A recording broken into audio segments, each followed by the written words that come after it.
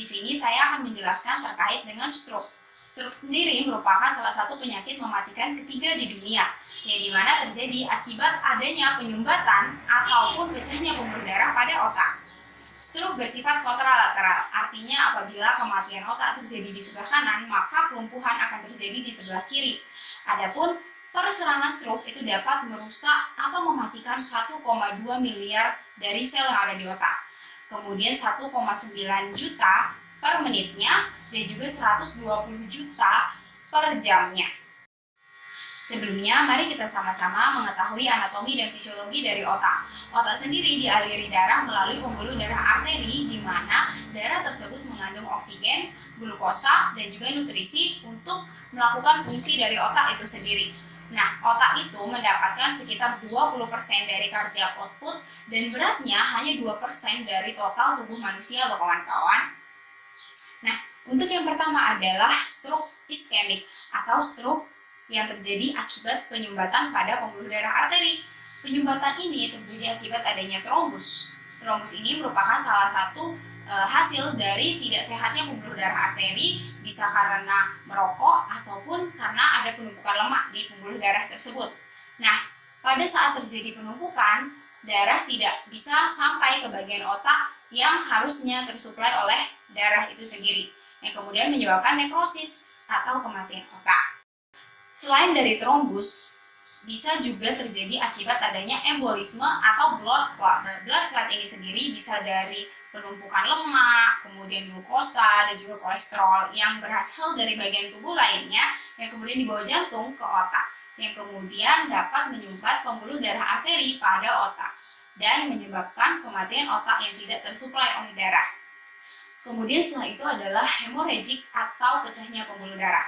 Pecahnya pembuluh darah ini bisa terjadi pada bagian intraserebral ataupun bagian subarachnoid, di mana bagian intraserebral pada saat pecahnya pembuluh darah, maka darah akan keluar dari pembuluh darah arteri dan darah yang seharusnya sampai ke bagian otak yang lain tidak sampai dan menyebabkan nekrosis.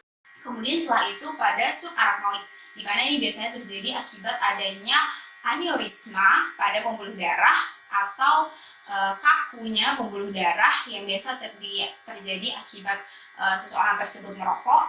Nah, pada saat dia pecah, maka darah akan berkumpul di bagian antara otak dengan subarachnoid yang kemudian memberikan tekanan pada otak dan dapat menimbulkan kelumpuhan yang cukup parah. Tanda-tanda stroke dengan fase. F yang pertama adalah wajah. Perhatikan ketidaksimetrisan pada salah satu wajah atau minta korban untuk tersenyum.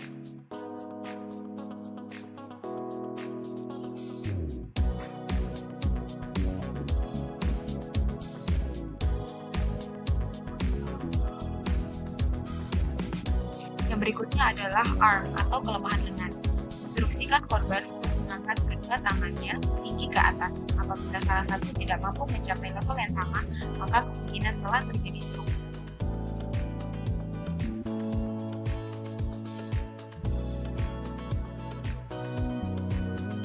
Yang ketiga adalah speech atau kesulitan berbicara. Kita penderita untuk mengulang kalimat yang kita sebutkan. Apabila suspek tidak mampu, maka kemungkinan terjadi stroke.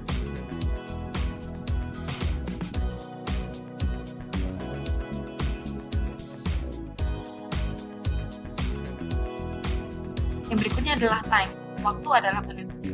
Langkah selanjutnya, bila telah menemukan 3 atau 1 dari gejala tersebut, maka segera hubungi bantuan darurat.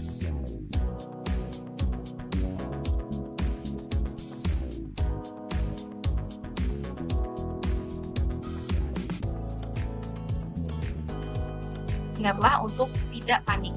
Di Indonesia kita menggunakan nomor panggilan ambulans 118 ataupun 119.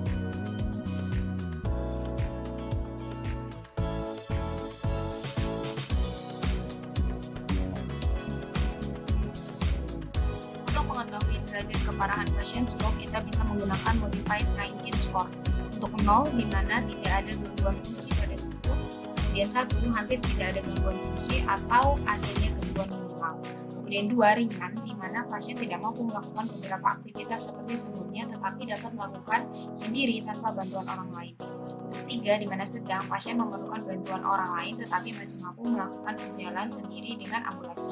Kemudian 4, sedang berat, di mana pasien tidak dapat berjalan, mandi, toileting. 5, berat, di mana sudah ada tirak baring dan mengalami inkontinensia atau tidak mampu buang air besar dan buang air kecil sendiri.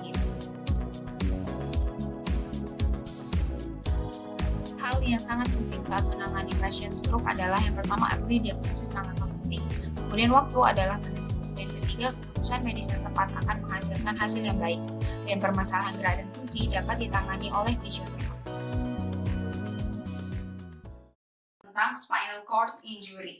Spinal cord injury merupakan injury yang terdapat pada spinal cord. Sebelumnya, mari kita sama-sama mempelajari tentang anatomis dari spinal cord ini sendiri. Spinal cord terdapat pada bagian vertebra, tepatnya pada columna vertebralis, di mana pada spinal cord ini terdapat medula spinalis, yang dimana pada medula spinalis terdapat anterior horn cell dan juga posterior horn cell. Pada medula spinalis merupakan salah satu sistem saraf yang berfungsi sebagai eksekutor. Terdapat upper motor neuron dan juga lower motor neuron. Untuk upper motor neuron mengirimkan sinyal dari otak ke medula spinalis. Kemudian lower motor neuron mengirimkan sinyal dari medula spinalis ke saraf-saraf tepi, yang kemudian ada yang kita sebut dengan dermatom dan juga myotom. Dermatom adalah area kulit yang dipersarafi, sedangkan myotom adalah inervasi dari muscle yang kemudian dapat menggerakkan atau yang kita sebut juga dengan bagian untuk motoriknya. Contoh dari myotom itu sendiri terdapat pada bagian C5 sampai T1, yang kemudian untuk C5 sendiri berfungsi untuk memfleksikan elbow. Kemudian setelah itu ada L2 sampai S1, di mana L2 berfungsi untuk fleksi dari hip itu sendiri. Salah satu contoh dari bagaimana sinyal dikirimkan dari kulit menuju medula spinalis ke otak hingga kembali ke area motorik adalah sebagai berikut. Salah satu contoh bagaimana sinyal dikirimkan adalah seandainya kita merasakan panas akibat api pada area kulit, yang dimana area kulit tersebut adalah dermatom, yang kemudian dikirimkan melalui PHC atau posterior horn cell, atau yang lebih kita kenal juga dengan dorsal root, di mana dorsal root ini akan mengirimkan ke bagian otak melalui tractus spinalis. Pada otak akan sampai ke talamus yang merupakan tempat penerimaan sensoris, kemudian dikirim ke korteks yang merupakan pusat untuk persepsi. Setelah itu kita mencoba untuk memfleksikan elbow kita, yang dimana sinyal akan dikirim dari medula spinalis kemudian menuju ke C5 melalui anterior horn cell atau ventral root, dan kemudian tangan kita akan fleksi atau digerakkan untuk menjauhi api tersebut. Nah, setelah kita mengetahui fungsi dari medula spinalis atau spinal cord itu sendiri, maka akan sangat jelas apabila terjadi gangguan dalam hal tersebut pada saat mengalami injury pada spinal cord. Bisa terjadi akibat berbagai macam kejadian, seperti misalnya fraktur. Fraktur ini bisa terjadi akibat adanya force dari pertama direct trauma atau kecelakaan secara langsung, di mana benturannya ini langsung menuju ke baik itu area servikal, torakal hingga lumbar. Kemudian setelah itu juga bisa karena adanya compression, di mana compression ini seperti kita jatuh saat duduk. Nah, pada saat posisi duduk maka akan mengalami kompresi pada vertebra. Kemudian setelah itu yang ketiga adalah adanya ischemic atau impingement, di mana ini biasanya terjadi akibat komplikasi dari HNP atau hernia nucleus pulposus. Jadi pada saat nucleus pulposusnya itu mengalami herniasi atau benjolan yang kemudian dapat menekan dari medula spinalisnya tersebut, maka akan mengakibatkan beberapa efek gangguan. Nah, spinal cord ini sendiri bisa menyebabkan yang pertama hilangnya kemampuan sensoris, kemudian motorik, dan juga automatic movement dari muscle itu sendiri. Untuk prevalensi dari spinal cord injury ini sendiri itu sangat banyak terjadi akibat adanya kecelakaan saat berkendara. Kemudian setelah itu adanya kejadian kriminal dan juga cedera olahraga, di mana biasanya terjadi pada rentang usia 16 sampai 30 tahun, yang lebih banyak terjadi pada pria.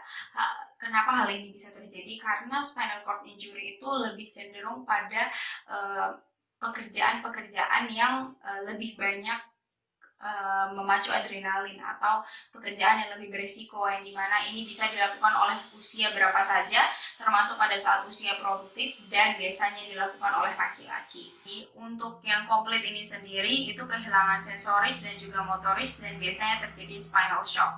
Kemudian untuk yang incomplete, yang tadi sensorisnya masih cukup baik tetapi motoriknya bisa loss, ini prognosisnya baik, artinya masih bisa dilatih. Biasanya dari spinal cord injury ini untuk yang komplit biasa diikuti dengan adanya sindrom seperti cauda equina syndrome, di mana dia mengalami masalah pada bagian bladder dan juga bowel sehingga tidak merasakan rasa ingin buang air besar ataupun buang air kecil, di mana fisioterapi dapat berperan tidak hanya untuk mengembalikan fungsi gerak tetapi juga bisa melakukan stimulasi anal. Untuk jenis dari spinal cord injury ini sendiri ada dua. Yang pertama ya, di mana para ini melibatkan dua bagian, yaitu hanya kaki saja, bisa plegi dan juga parase. Untuk plegi komplit atau kehilangan baik secara sensoris dan juga motorik atau lumpuh. Kemudian setelah itu untuk yang parase, di mana parase ini sendiri hanya kelemahan atau sensorisnya masih baik tetapi motoriknya loss. Itu adalah tetra, di mana tetra ini melibatkan 4 bagian tubuh seperti kedua tangan dan kedua kaki. Bisa plegi ataupun parase, di mana untuk plegi itu kehilangan secara komplit baik sensoris dan juga motoriknya, atau yang bisa kita sebut juga dengan kelumpuhan. Kemudian setelah itu untuk yang parase, di mana dia biasanya terjadi hanya kelemahan, di mana sensorisnya masih baik tetapi motoriknya bisa loss.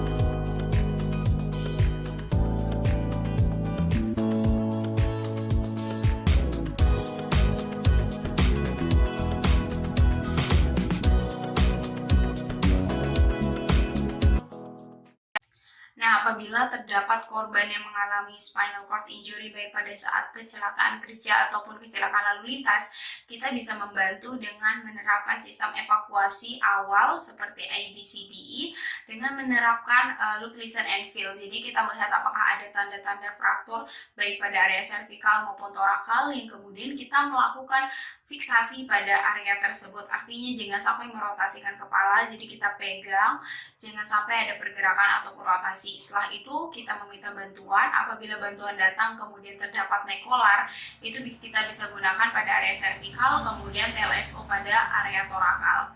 Nah, untuk memindahkan si korban biasanya ada tekniknya seperti flip and roll, di mana kita menggunakan tandu yang rigid agar tidak terjadi pergerakan pada saat kita mengangkat korban. Nah, untuk mengangkat ini sendiri biasanya kita membutuhkan 3-4 orang, dimana untuk yang pertama itu memegang atau memfiksasi pada area kepala dan leher, satu pada area torakal, kemudian satu lagi pada area lumbar, dan satu lagi pada area kaki, yang kemudian satunya lagi itu biasanya menyelipkan rigid tandu tadi lewat bawah, yang kemudian diangkat secara perlahan. Nah, setelah itu baru sampai ke rumah sakit. Nah, biasanya pada saat di rumah sakit si pasien ini bisa mendapatkan kasur foam yang memiliki rongga agar tidak terjadinya ulkus decubitus. Kemudian setelah itu fisioterapi juga bisa memberikan terapi menaruh korban pada standing table untuk menstimulasi si korban.